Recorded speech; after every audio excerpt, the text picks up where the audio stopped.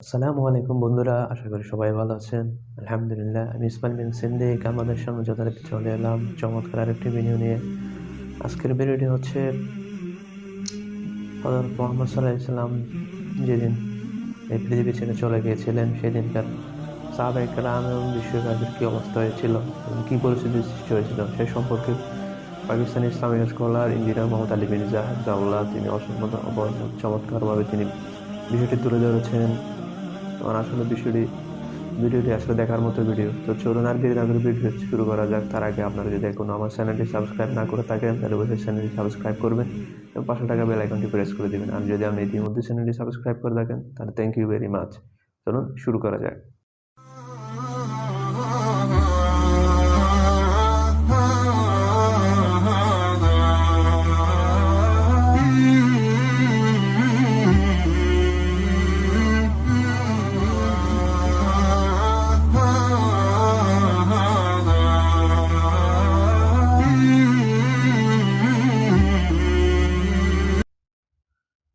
और एक और हदीस है जो कम से कम सही बुखारी में 4 दफ़ा डिटेल के साथ आई है। वो सैयदना अबू बकर का खुतबा है नबी सल्लल्लाहु अलैहि वसल्लम की वफात के फौरन बाद।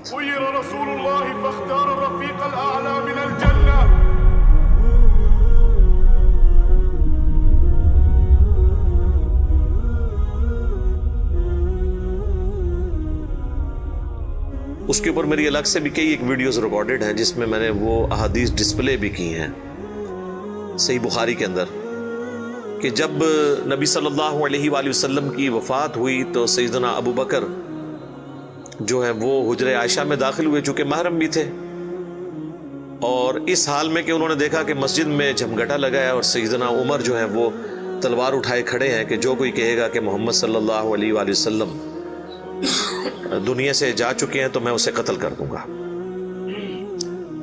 सैयदना अबू बकर हुजरे आयशा में दाखिल हुए, अल्लाह के नबी सल्लल्लाहु अलैहि वसल्लम के मुबारक चेहरे से कफन हटाया और आपके माथे पर बोसा दिया और कहा, ए अल्लाह के रसूल, अल्लाह ताला आप पर 2 मौतें कभी जमा नहीं करेगा। एक मौत आपका मुकद्दर थी, वो तो आपको आनी थी, यानी हर इंसान के लिए एक ही मौत है, दूसरी मौत नहीं। अब आप आखिरत की ज़िंदगी में चले गए तो मौत का मज़ा जो एक दफ़ा तो सबने चखना था वो आपने चख लिया। ये 2 मौतें जमा नहीं करेगा, इसका मतलब ये था कि सैयदना उमर को जो ये गलती लग गई थी कि शायद नबी अलैहिस्सलाम डॉर्मेंट पोजीशन में चले गए हैं और आप दोबारा दुनिया में वापस आ जाएंगे, जिस तरह के सैयदना मूसा अलैहिस्सलाम कोहतूर से वापस आए थे। तो उसकी आपने नफ़ी की कि नहीं, इस तरह नहीं हो सकता, एक ही दफ़ा मौत आनी होती है, अब हुजूर को मौत आई, अब आप दुनिया में वापस नहीं आएंगे। सूरतुल वाक़िया में सूरह यासीन में वाज़े मौजूद है कि जो दुनिया से चला गया वो वापस नहीं आएगा। और उसके बाद सैयदना अबू बकर, सही बुखारी के अल्फाज हैं, मस्जिद नबवी में आए और देखा कि सैयदना उमर के गिर्द लोग जमा हैं, तो वो सीधा मिंबर पे चढ़े और कहा, उमर को उसके हाल पे छोड़ दो। यानी उस वक्त हज़रत उमर को यानी समझाने की लोग कोशिश कर रहे थे, तो उन्होंने कहा, इनको छोड़ दे, आप मेरी तरफ मुतवज्जो। चूँकि सैयदना अबू बकर का एक मर्तबा इस हवाले से सैयदना उमर से भारी था, लोग उनकी तरफ मुतवज्जे हुए, तो उन्होंने मिंबर पर चढ़ते ही पहला जुमला हम्दो सलाह के बाद जो बोला वो पाकिस्तान के कानून 295C में करोड़ों लोग शायद उससे गुस्ताखाना जुमला समझते हैं, अगर उनको पता ना हो कि ये सैयदना अबू बकर का खुतबा है। हमने सोशल एक्सपेरिमेंट भी किया इस पे, किसी को बताया कि भाई ये देखें, अगर कोई शख्स ये कहे कि जो शख्स मोहम्मद की इबादत करता था वो जान ले कि मोहम्मद मर चुके हैं, और जो अल्लाह की इबादत करता है वो जान ले कि अल्लाह जिंदा है, उसे कभी मौत नहीं आएगी, तो आगे से जवाब सुनने को मिला, ये कौन गुस्ताख है जिसने ये बात की है? कोई भी नहीं, हुजूर की तो इबादत कोई भी नहीं करता है, कोई भी जुमले बना दो। तो हमने बताया ये बुखारी शरीफ में कम से कम 4 जगह मौजूद है। वमा मुहम्मदुन इल्ला रसूल तो कुरान में आया ना। सही बुखारी में हज़रत अबू बकर के खुतबे के अल्फाज ये हैं, मन काना याबुदु मुहम्मदन फ़इन्न मुहम्मदन क़द मात। जो कोई भी तुम में मोहम्मद की इबादत करता था तो जान ले कि मोहम्मद मर चुके। मात के अल्फाज हैं। فإنه من كان يعبد محمدا فإن محمدا قد مات. وَمَن يَعْبُدُ اللَّهَ، اور جو کوئی اللہ کی عبادت کرتا ہے یا کرے گا، مضارع کا صیغہ استعمال ہوا ہے. فَإِنَّ اللَّهَ حَيٌّ لَا يَمُوتُ، تو بے شک اللہ تعالیٰ زندہ ہے، اسے کبھی موت نہیں آئے گی. تو یہ خطبہ آپ نے یعنی پڑھا، اور پھر اس کی دلیل میں سیدنا ابو بکر نے قرآن کی یہی آیت تلاوت کی، سورہ آل عمران آیت نمبر 144. اور امام بخاری نے کتاب التفسیر چیپٹر جو قرآن کی تفسیر کا لکھا ہے صحیح بخاری کے اندر، اس آیت کو انہوں نے ہیڈنگ بنا کے یہ حضرت ابو بکر کا خطبہ نقل کیا ہے. وما محمد الا رسول قد خلت من قبله الرسل افئن مات او قتل انقلبتم على اعقابكم، محمد تو نہیں مگر ایک رسول، اگر یہ مر جائیں یا قتل کر دیے جائیں تو کیا تم دین سے الٹے قدم پھر جاؤ گے؟ وما محمد إلا رسول قد خلت من قبله الرسل أفإن مات أو قتل انقلبتم على أعقابكم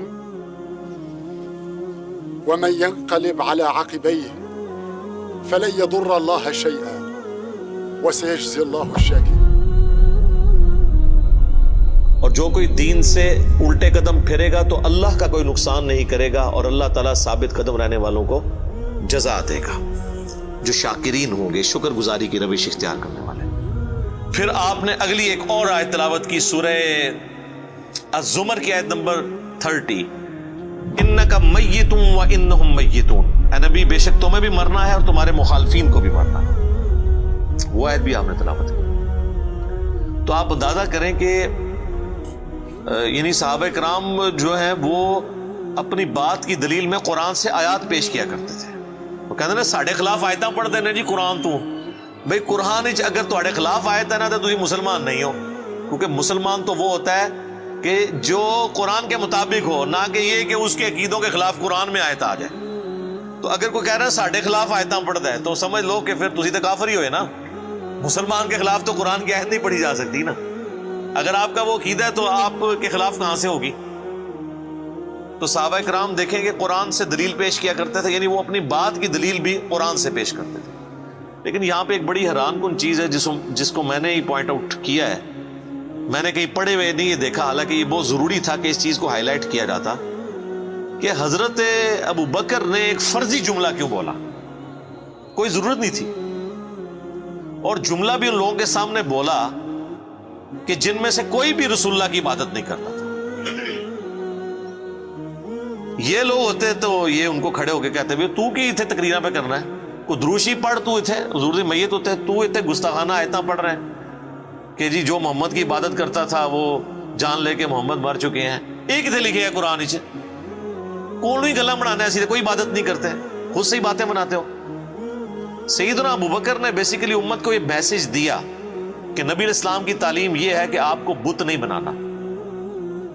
اور اس پہ میں بولا کرتا ہوں کہ یہ محمد رسول اللہ صلی اللہ علیہ وآلہ وسلم کی کامیابی ہے کہ آپ نے ایسی ٹیم اپنے بعد چھوڑی ہے جو ان کی میت پہ ان کے فضائل بیان نہیں کر رہی، توحید بیان کر رہی ہے. کیونکہ ان کو پتا تھا کہ محمد رسول اللہ سے بھی آلموسٹ 500-600 سال پہلے ایک شخصیت دنیا میں گزری جس کے نام پہ دنیا کا سب سے بڑا شرک ہو رہا ہے، عیسیٰ ابن مریم. نبی صلی اللہ علیہ وآلہ وسلم نے ایک دوسرا عیسیٰ ابن مریم بن جانا تھا اگر صحابہ کرام شروع میں اس معاملے کو کل نہ کرتے. اور یہ انہوں نے اپنی ذاتی اختراع نہیں تھی، یہ نبی الاسلام کی مبارک تربیت کا اثر تھا. کیونکہ صحیح بخاری میں موجود ہے، دیکھنا میری شان کو اس طرح بلند نہ کرنا جس طرح عیسیٰ ابن مریم کے ماننے والوں نے ان کو ان کی شان میں بڑھا دیا، ڈیوینٹی ان کے بارے میں کلیم کر دی. میں اللہ کا بندہ اور اس کا رسول ہوں، مجھے اللہ کا بندہ اور اس کا رسول ہی کہنا. تو دیکھ لیں سیدنا ابو بکر نے عقیدہ توحید اس وقت امت میں راسخ کیا. یہاں تو کوئی پیر کوئی بزرگ مر جاتا ہے نا تو اس کی شان میں نغمے بنا لیے جاتے ہیں. یہ بھی دیکھ لیں آپ، کل خادم رضوی صاحب کی ڈیتھ کے اوپر وہ کسی نے راتوں رات بیٹھ کے ترانہ بھی لکھ لیا ہے، اور وہ ترانہ انہوں نے بڑے اچھے انداز میں اس کو گا بھی دیا ہے، اور ان کی میت کے اوپر وہ چل بھی رہا ہے. اور نبی علیہ السلام سے زیادہ تو کوئی تعریف کے لائق نہیں ہے نا مخلوقات میں، لیکن آپ کی میت کے اوپر کوئی درود شریف کی کوئی گھیٹیاں نہیں پڑیاں جا رہی ہیں، کوئی چادر نہیں کھلاری ہوئی، توحید کا خطبہ بیان ہو رہا ہے کہ اللہ کے نبی فوت ہو چکے ہیں. سیدنا عمر کے الفاظ ہیں صحیح بخاری میں، جب میں نے ابو بکر کا یہ خطبہ سنا تو میری ٹانگیں میرے جسم کا بوجھ نہیں اٹھا سکی. اچھا آپ لوگ قرآن و حدیث سنتے ہیں تو غصہ آ جاتا ہے. صحابہ قرآن و حدیث اپنے عقیدے کے خلاف سنتے تھے نا، تو ان کی ٹانگیں ان کے جسم کا بوجھ نہیں اٹھاتی تھی. وہ اتنے پشیمان ہوتے تھے کہ میں غلط کانسیپٹ کے اوپر ہوں، میں فوراً رجوع کروں. اور سیدنا ابو بکر کے خطبے کے بعد سیدنا عمر کہتے ہیں مجھے یقین آ گیا کہ حضور فوت ہو چکے ہیں. اور پھر بخاری کے الفاظ ہیں، صحابہ کہتے ہیں کہ ہم کئی دن تک ہماری یہ حالت تھی، جب ہم ایک دوسرے کو ملتے تھے نا تو ہم یہ آیت سناتے تھے، وما محمد الا رسول قد خلت من قبلہ الرسل. یہ سورہ آل عمران کی آیت نمبر 144، تاکہ ہمیں یہ یقین آ جائے کہ نبی الاسلام دنیا سے جا چکے ہیں. ایک دوسرے کو یہ آیت سنایا کرتے تھے، گستاخانہ آیت. یہ تو گستاخانہ ہی کہتے ہیں نا. یہ ہوتے تھے جناب ایک دوسرے نو جناب کچھ اور ہی سنا دے، ناتا سنا دے رہتے. تو صحابہ نے ظاہر ہے انہوں نے تو مشن لے کے چلنا تھا نا. ان کو تو پتا تھا کہ پیغمبر کا کام ہے اللہ کا پیغام دنیا تک پہنچانا. اس کے بعد وہ امت کے کام حوالے کر کے چلے گئے. اب پیغمبر کے ساتھ نسبت اس کی ہوگی، محمد رسول اللہ کا لاڈلا قیامت کے دن وہ ہوگا، حضور کی شفاعت کا حقدار وہ شخص ہوگا جو نبی الاسلام کے مشن کو آگے لے کے چلے گا. یہ نہیں ہے کہ جو جتنا اونچا نعرہ مارے گا.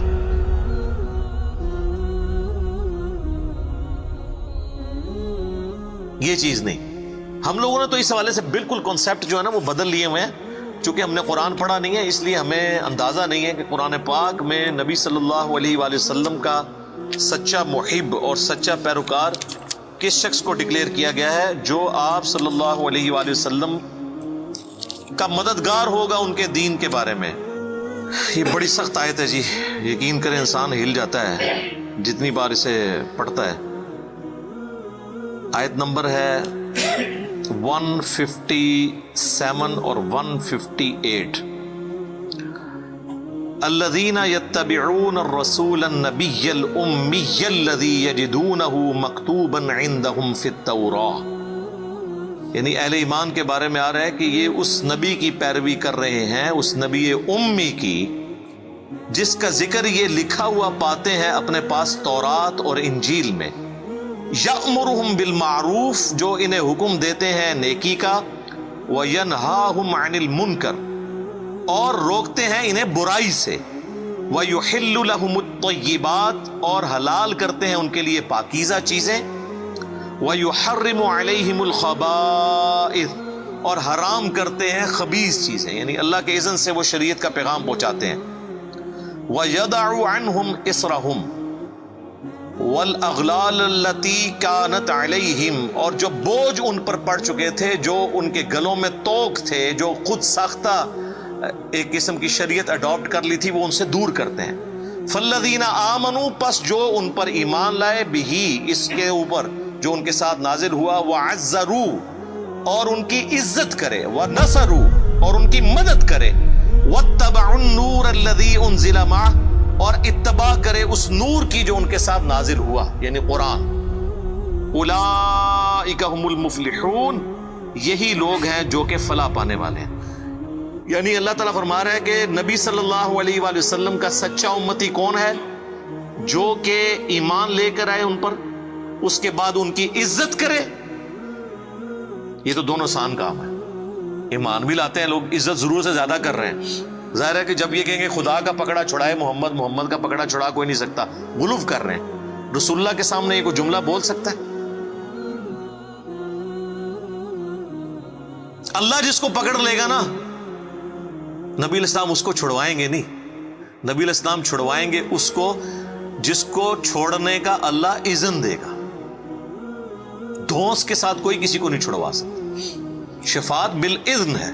ہر دفعہ نبی علیہ السلام جا کے سجدہ کریں گے اور اللہ تعالیٰ اذن عطا فرمائے گا اور مقرر کرے گا تعداد کہ اتنے لوگوں کو جن کا ایمان اس لیول کا ہے اب ان کو نکال لیں، جن کا ایمان اس لیول کا ہے ان کو نکال لیں. نبی علیہ السلام اپنی مرضی سے کچھ نہیں کر سکتے. یہ تو عقیدہ ہی گستاخانہ ہے.